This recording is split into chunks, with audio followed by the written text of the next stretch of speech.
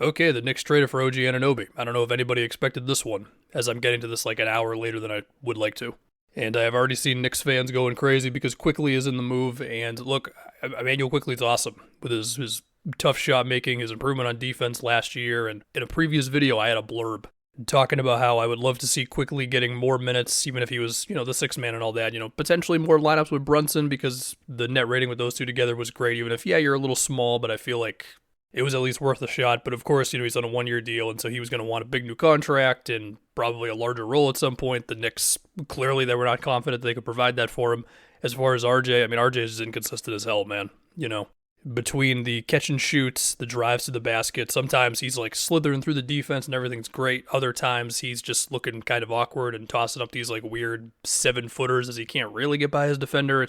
Now, it did seem like RJ was turning the corner at the beginning of this season, but then he had some migraines, he missed a couple of games, and since then he's been back to normal RJ, where like he can drop 20-something points on good efficiency, but he can also drop a 14-point game where you just kind of feel underwhelmed. We'll just put it like that. And obviously, OG is a better defensive player than RJ. Now, I mean, we all know OG is about to have a very, very large contract coming his way, so I guess the Knicks are more comfortable with giving that to a wing player, especially with RJ now out the door, as opposed to Quickley with the guard situation they have. And, I mean, look, they just recently brought Quentin Grimes off the bench. He's been there for a minute now. DiVincenzo's been starting, and last year Grimes was their go-to, like, toughest option defender. We imagine now that's going to be OG.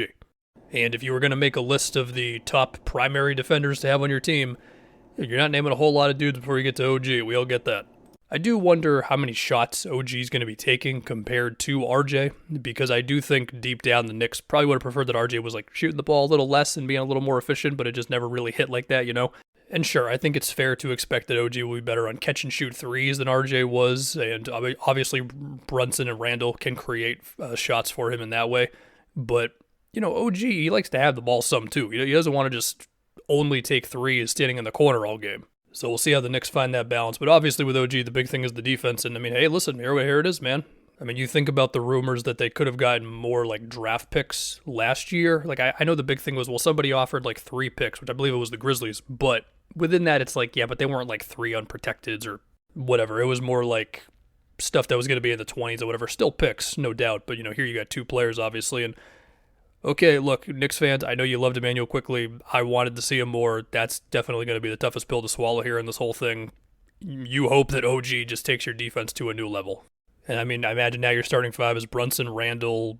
Hartenstein's been starting lately. Jericho Sims did get some starts in there before the ankle injury that he's currently dealing with. The Knicks are also getting Precious Achiuwa, and we'll see. I would imagine Tibbs is going to give Achiuwa some minutes, especially with Sims currently dealing with an ankle injury.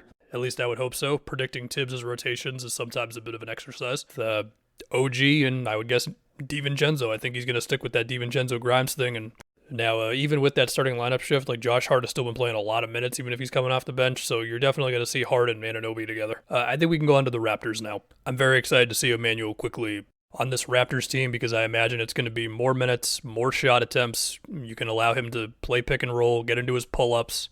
Quickley is shooting 40% on about 2.5 pull-up threes per game this year. Overall, he's 40% on 5 threes a game this year. Just want the number to go up, all of it.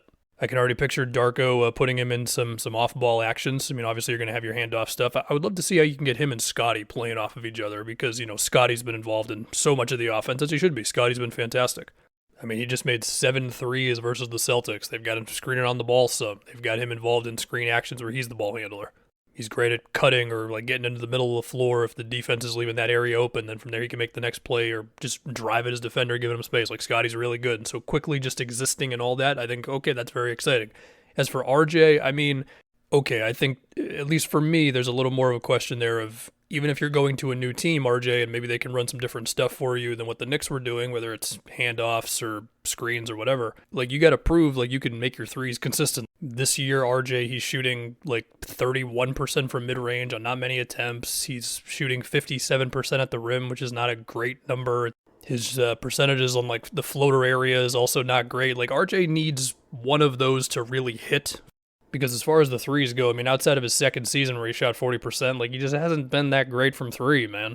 But like I mentioned earlier, he was really good to start the year, and then he had the migraines. And so I need something with RJ going downhill to be consistently really good all the time. Will it happen on this Raptors team? I don't know.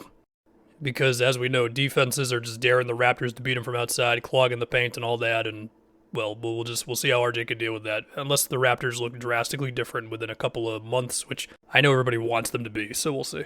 The Raptors also got a second rounder. That's huge.